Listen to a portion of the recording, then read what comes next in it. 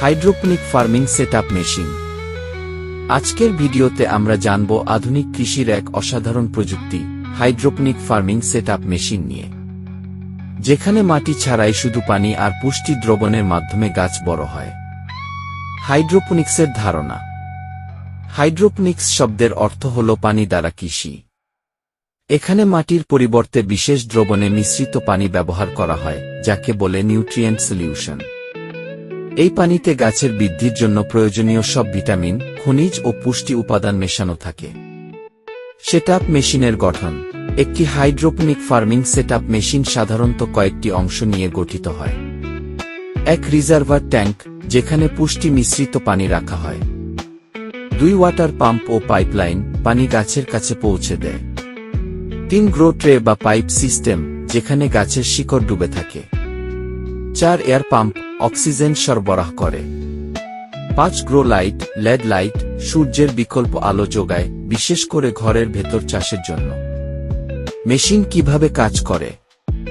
ফসলের বীজ যখন ছোট চারা হয়ে ওঠে, তখন সেটাকে হাইড্রোপনিক মেশিনের পাইপ বা ট্রের মধ্যে বসানো হয়।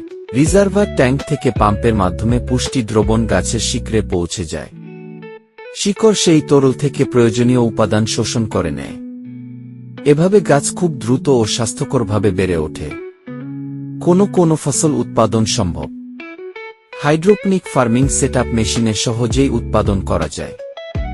লেটুস, পালং শাক, ধনেপাতা, টমেটো, মরিচ, শসা, এমনকি স্ট্রবেরি পর্যন্ত।